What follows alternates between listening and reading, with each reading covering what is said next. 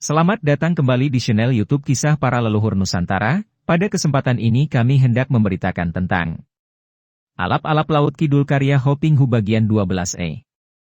88. Tenang, Aji. Aku sudah memasukkan racun penghancur jantung dalam tubuh Sulastri. Racun itu akan menjalar perlahan-lahan dan ia tidak merasakan apa-apa. Akan tetapi, kalau lewat 3 bulan ia tidak mendapatkan obat penawarku, ia akan mati dan tidak ada seorang pun di dunia dapat menyelamatkan nyawanya. Karena itu, selama 3 bulan ini, engkau jangan membuat ulah atau gadis ini akan tewas dalam keadaan yang amat menderita dan mengerikan. Kau, manusia kejam bergati iblis. Aji memaki marah. Aku belum habis bicara. Dengarkan baik-baik, Aji.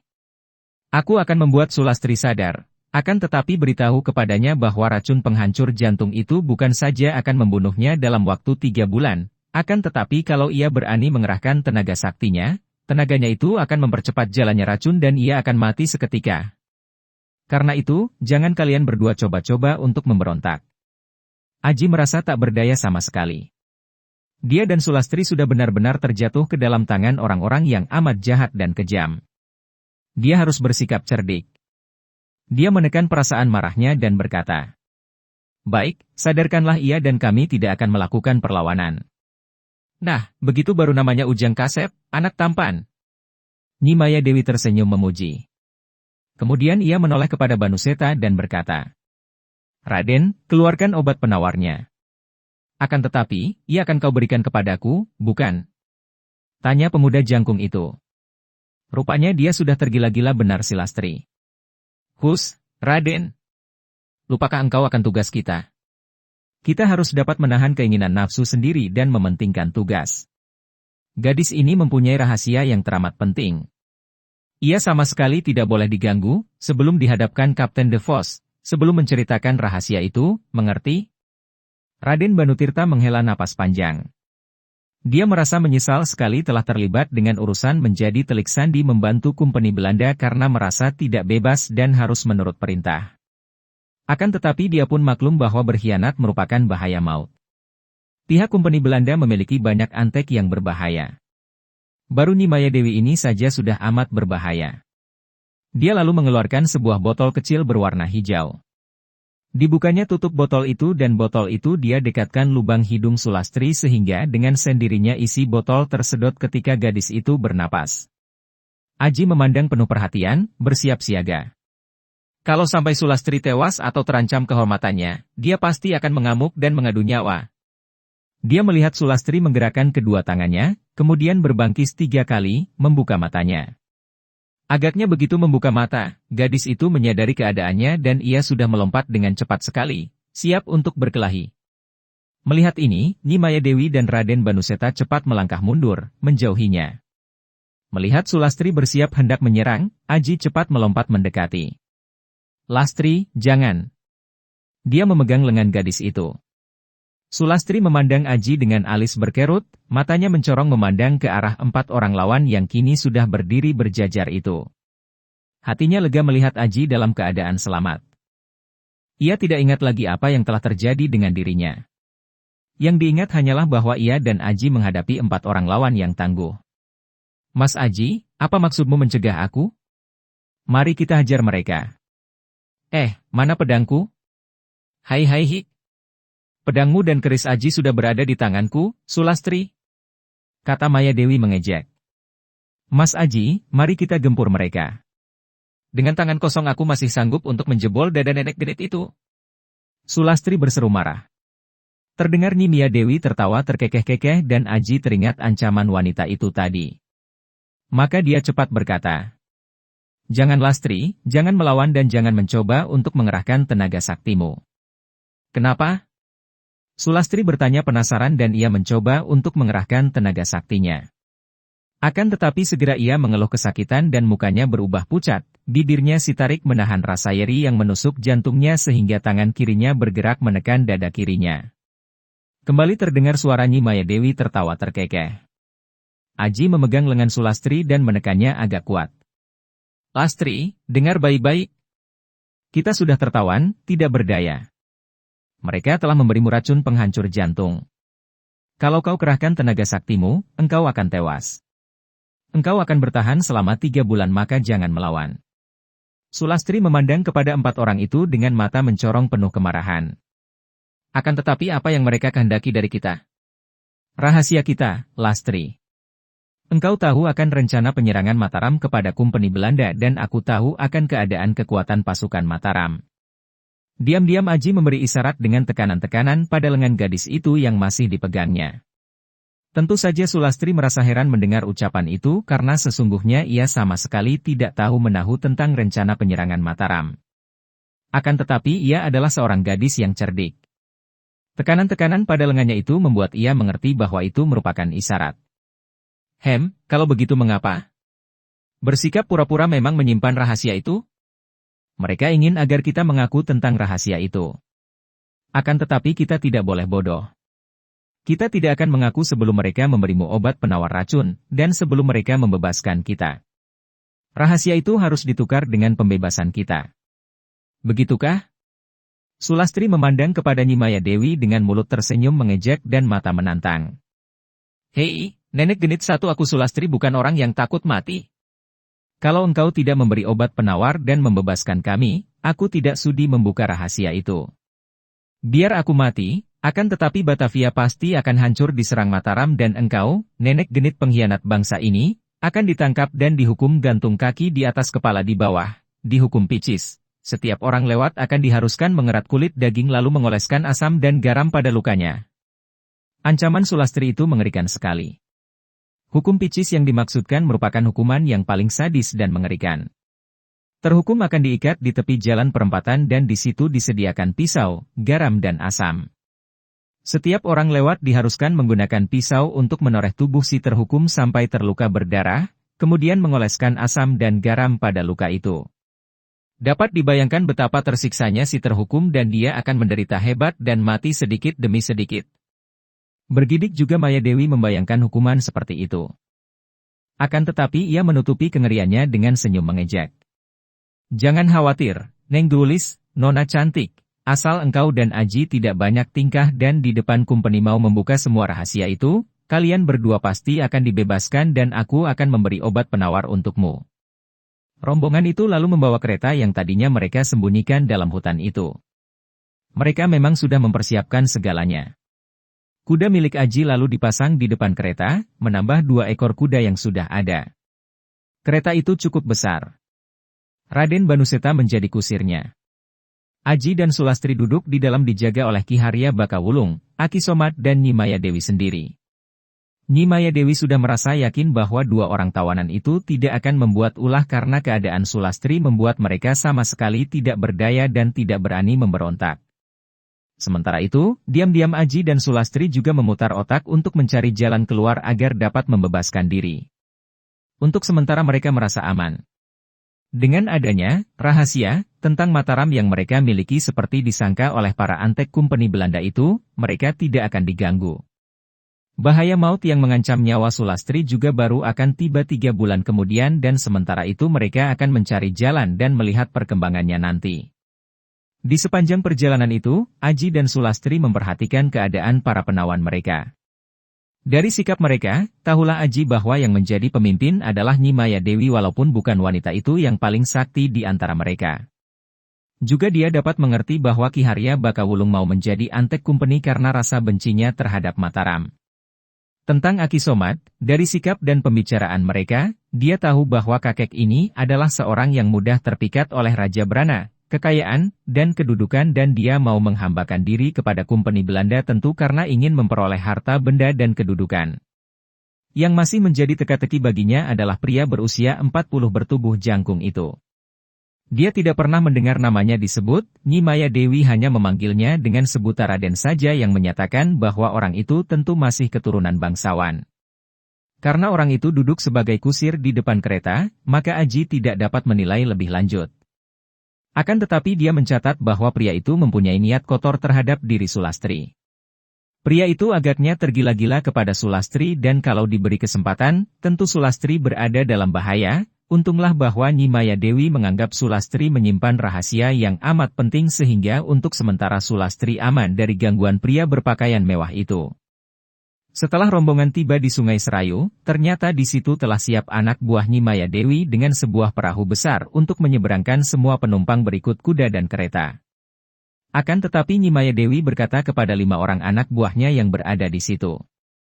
Kami tidak akan menyeberang, kami akan melakukan perjalanan menuju Kadipaten Tegal di utara.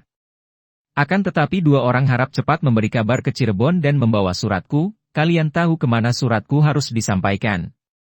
Aji hanya melihat betapa wanita itu menyerahkan surat kepada 2 orang anak buahnya. Kemudian perjalanan kereta itu menuju ke utara. Dan di sepanjang perjalanan, kalau malam tiba, di setiap tempat ada saja anak buah Nyi Maya Dewi yang menyambut dan memberi tempat penginapan yang pantas untuk mereka. Juga hidangan yang disuguhkan cukup mewah, setidaknya pasti ada yang menyembelih ayam. Perjalanan itu berjalan dengan lancar dan 5 hari kemudian barulah kereta mereka memasuki Kadipaten Tegal. Aji dan Sulastri merasa heran sekali ketika kereta itu memasuki Kadipaten dengan aman. Agaknya para penjaga di Kadipaten itu mengenal baik Nyi Maya Dewi. Agaknya tidak ada seorang pun yang curiga dan menduga bahwa wanita cantik itu sebetulnya adalah seorang telik sandi, seorang antek kumpeni Belanda. Padahal Aji pernah mendengar dari Senopati Suroantani bahwa Tumenggung, Tegal dan juga Adipati di Cirebon sudah setuju untuk dijadikan lumbung beras bagi keperluan ransum bala tentara Mataram kalau nanti menyerbu Batavia untuk kedua kalinya. Dengan demikian berarti bahwa Tumenggung Tegal bersedia membantu Mataram. Akan tetapi kenyataannya kini, seorang telik sandi penting dari kumpeni Belanda dapat masuk dan bergerak dengan leluasa di Tegal. Bahkan rombongan ini diterima oleh seorang laki-laki tinggi besar yang dari sikap dan pakaiannya menunjukkan bahwa dia seorang penting. Rumahnya besar dan rombongan itu disambut dengan hormat dan diadakan pesta. Aji dan Sulastri tidak diperkenalkan, akan tetapi mereka mendengar orang tinggi besar berusia sekitar 40 tahun itu disebut Ki Warga. Rumah itu besar dan megah, tanda bahwa penghuninya orang yang kaya. Aji dan Sulastri diberi masing-masing sebuah kamar dan 2 orang tawanan ini dibiarkan berada dalam keadaan bebas, seperti tamu, namun mereka maklum bahwa mereka dijaga oleh sekelompok orang dengan ketat. Pula, mereka sama sekali tidak berani meloloskan diri karena keselamatan nyawa Sulastri terancam. Hal ini yang membuat mereka merasa tak berdaya dan terpaksa harus menyerah. Mereka bermalam di rumah orang bernama Warga ini sampai 3 hari. Aji tidak tahu apa yang mereka lakukan atau rencanakan. Mereka berdua dapat saling bertemu karena mereka diberi kebebasan keluar dari kamar. Akan tetapi mereka tidak dapat saling bicara empat mata karena selalu ada saja penjaga yang mengamati dari dekat. Mereka hanya bicara seperlunya saja dan Aji hanya dapat menanyakan bagaimana keadaan Lastri. Sulastri selalu menggeleng kepala dan menghela napas panjang kalau ditanya tentang kesehatannya. Dan menjawab singkat. Masih belum ada perubahan. Jawaban ini cukup bagi Aji. Berarti gadis itu masih merasakan akibat keracunan itu dan kalau mengerahkan tenaga saktinya merasa dalam dadanya nyeri. Selama gadis itu masih menderita karena keracunan, mereka berdua tidak berdaya dan tidak berani meloloskan diri karena hal itu berarti ancaman bahaya maut bagi Sulastri. Tentu saja selama menjadi tawanan itu, Aji tiada hentinya mencari kesempatan. Dia sendiri belum tahu kesempatan bagaimana yang dapat dia manfaatkan untuk keselamatan mereka berdua karena dia sendiri tidak tahu apa yang dapat dia lakukan dalam keadaan Sulastri keracunan seperti itu. Dia merasa benar-benar tidak berdaya. Akan tetapi dia tidak pernah putus asa dan selalu waspada mencari jalan keluar untuk menanggulangi ancaman yang membayangi dia dan Sulastri. Beberapa kali Sulastri hampir tak dapat menahan kesabarannya dan gadis itu ingin mengamuk saja tanpa memperdulikan keselamatannya. Akan tetapi selalu Aji, dengan isyarat gerakan dan pandang matanya, dapat menyabarkannya. Selama kita masih hidup, selalu masih ada harapan. Demikian dia berkata pada suatu kesempatan tanpa terdengar oleh para penjaga yang mengamati mereka. Sulastri cemberut, akan tetapi mengangguk tanda bahwa ia mematuhi ucapan pemuda itu. Malam itu udara dingin sekali. Aji duduk bersila dalam kamarnya. Dia maklum bahwa di luar kamarnya terdapat 2 orang yang bertugas mengawasinya. Nanti lewat tengah malam, 2 orang penjaga itu akan diganti 2 orang lain. Demikian yang dia ketahui pada malam-malam yang lalu. Dia sudah mengambil keputusan tetap. Malam itu adalah malam terakhir dia dan Sulastri berada di rumah itu. Siang tadi Nyi Maya Dewi sudah memberitahukan kepadanya bahwa besok pagi-pagi mereka akan melanjutkan perjalanan, entah kemana wanita itu tidak mau memberitahu. Maka, malam ini dia harus dapat melakukan penyelidikan kemana mereka akan dibawa pergi dan menyelidiki rahasia lain yang ada hubungannya dengan keselamatan Sulastri. Dia ingin mengetahui di mana Nyi Maya Dewi menyimpan obat penawar racun yang mempengaruhi tubuh Sulastri. Setelah keadaan di rumah itu sunyi, tanda bahwa semua penghuninya sudah memasuki kamar masing-masing, Aji perlahan-lahan membuka daun pintu kamarnya. Sedikit gerakan ini cukup membuat dua orang penjaga itu menengok lalu menghampiri. Andika hendak pergi kemana? Tanya mereka dan kedua orang itu berdiri di kanan kiri Aji. Aku melihat di sana itu yang berkilauan itu apakah? Dia menuding ke depan. Dua orang penjaga itu tentu saja menoleh dan memandang ke arah yang ditunjuk Aji. Pada saat itu, kedua tangan Aji bergerak cepat, menyambar ke arah tengkuk mereka dengan tangan miring. Tanpa dapat mengeluarkan keluhan, dua orang itu terkulai dalam keadaan pingsan. Aji menyambar tubuh mereka dengan kedua tangannya, mencegah mereka roboh, lalu membawa mereka ke tempat mereka berjaga tadi. Dia mendudukan mereka di atas bangku yang tadi mereka duduki, menyandarkan tubuh itu ke dinding. Setelah itu dia menutupkan daun pintu kamarnya dan berindap-indap dia menuju ke kamar besar di bagian kiri. Dia tahu bahwa kamar itu adalah kamar Nyi Maya Dewi, sedangkan kamar Ki Haria Bakawulung, Aki Somat dan laki-laki Jangkung berada di bagian kanan. Dengan pengerahan Aji Bayu Sakti, tubuh Aji bergerak seperti angin, cepat dan ringan dan tak lama kemudian dia sudah melakukan pengintaian di luar jendela kamar yang didiami Nyi Maya Dewi. Jantungnya berdebar tegang dan girang ketika dia melihat bayangan dua orang duduk di atas pembaringan dalam keadaan saling berpelukan mesra. Mereka itu bukan lain adalah Nyi Maya Dewi dan pria Jangkung itu. Aji merasa rikuh dan malu menyaksikan penglihatan itu, maka dia mengalihkan pandangan dan menempelkan telinganya pada jendela untuk dapat menangkap pembicaraan mereka sebaiknya. Maya, sampai kapan engkau akan menggodaku seperti ini? Engkau selalu menahan-nahan dan menghalangi aku memiliki gadis itu. Maya, apakah ini berarti bahwa engkau cemburu dan tidak rela kalau aku menggauli gadis itu? Terdengar suara pria itu dengan nada menyesal dan menegur. Cemburu? Ah, sama sekali tidak, Raden, di antara kita sudah terdapat janji bahwa kita tidak akan saling mengikat, tidak ada cemburu dan kita boleh bercinta dengan siapa saja tanpa yang lain mencegahnya. Bersabarlah, Raden. Kita membutuhkan gadis itu, kalau ia kuserahkan padamu sekarang, kemudian ia tidak mau membuka rahasia penyerangan Mataram itu, bukankah kita yang menderita rugi? Sabarlah. Kalau ia sudah membuka rahasia itu, pasti ia akan kuserahkan padamu. Bagaimana engkau dapat memastikan hal itu akan dapat terjadi, Maya? Jangan khawatir, Raden. Bukankah obat penawar itu selalu ada padaku? Obat penawar itu adalah nyawa Sulastri. Selama obat penawar itu ada padaku, selama 3 bulan sejak darah itu keracunan, ia sepenuhnya berada di tanganku. Kalau begitu, berikan obat penawar itu kepadaku, Maya sayang. Setelah ia membuka rahasia, obat penawar itu akan dapat kupergunakan untuk membujuk dan mengancamnya agar ia suka menyerahkan diri dengan sukarela kepadaku. Aku tidak ingin mendapatkan ia secara paksa. Aku ingin ia menyerah dengan sukarela.